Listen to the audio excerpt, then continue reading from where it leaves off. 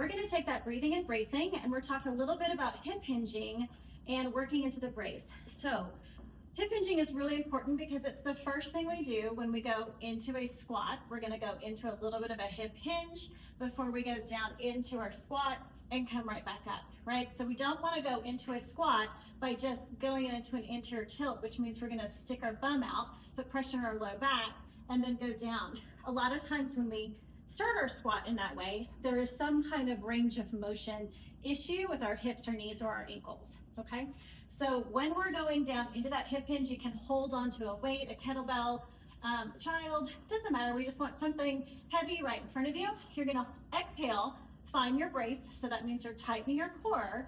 Your ribs are stacked over those hips, making sure that we're not rib gripping so we don't brace low to high, and then at the very end, really squeeze our ribs down, because all that's going to do is release the lower abs and put pressure down into our pelvic floor, out through our abs, or into our back, which is defeating our purpose of our brace. So we find that squeeze, lift our squeeze, soften the knees, just go into a hip hinge. So you're staying in a straight line from your head to your bum and then coming right back up. If you've got a wall right behind you, you could take, a step and a half away from it, soften the knees, hip hinge back until your bum hits the wall, squeeze your glutes and come forward. Hip hinge over, squeeze and come forward, right? So then if we start with that hip hinge, then we can progress it and go down into a deadlift where you just bend the knees, so abs draw in, you come back. Our glutes and hamstrings are long, we're not tucked under, not sticking our bum out. Again, nice neutral spine, really strong brace, and then bending the knees to go down into that deadlift and pick it back up. If you're thinking of a squat, we'll use our front squat since we've got this weight.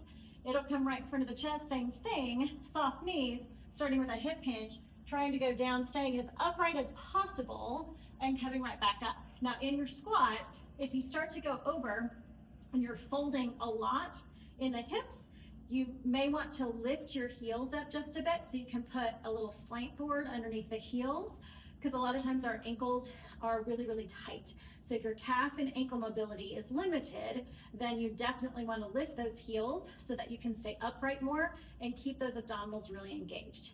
The other thing to think about when we're bracing and lifting is if in a squat in particular, if your big toes lift up off the ground, you don't bury those guys into the ground, you're going to disconnect from the core.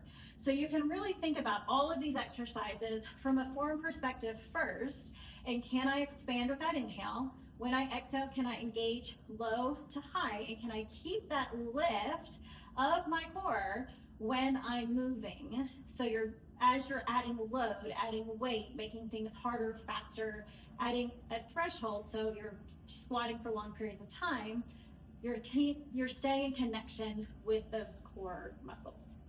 So hopefully that helps, and we'll see you next time. Bye.